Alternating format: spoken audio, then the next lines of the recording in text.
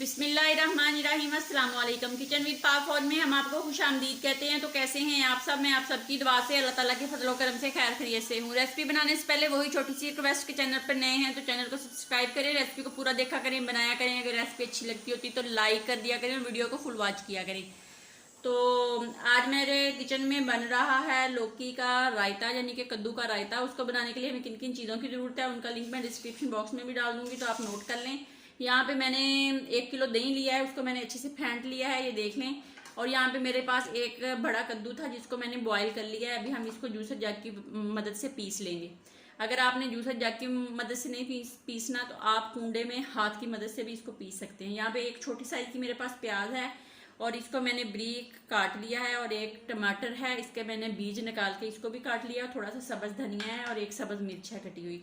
यहाँ पे जो स्पाइसी हैं वो कुछ इस तरह से है। सब्ज मिर्च और सब्ज धनिया और पुदीने की मैंने चटनी पीस ली है। इसकी रेसिपी मेरे चैनल पे दी हुई है, वो आप देख सकते हैं। यहाँ पे नमक जो है वो आप जायके के मुताबिक इस्तेमाल करेंगे। दालचीनी चाय का 1/4 चम्मच है, काली मिर्च 2-3 चुटकियां हैं, जीरे का चाय का 1/4 चम्मच है, चाट मसाले का आधा चम्मच है, टच देने के लिए सुर्ख मिर्च हाथ की कुटी हुई डोडा मिर्च जिसको बोलते हैं वो है, और रोस्ट किया हुआ कुटा भुना जीरा है आधा चम्मच। तो इनको बनाने के लिए हमें एक जग चाहिए, उसके अंदर मैं अपना कद्दू शरीफ डाल के उसको अच्छे से पीस लेती हूँ, फिर आपसे मिलती हूँ। कद्दू को मैंने अच्छे से पीस लिया है, तो हम स्टेप बाय स्टेप सारी चीज़ें इसमें डालेंगे। सबसे पहले हम जो अपनी सब्ज चटनी है उसको इसके अंदर डालते हैं और इसको अच्छे से बीट कर लेते हैं, मिक्स कर लेते हैं। इसके साथ ही हम नमक और दूसरे तमाम स्पाइसी मसाले जो हैं वो डाल देते हैं। डाल के इनको अच्छे से हम मिक्स कर लेते हैं,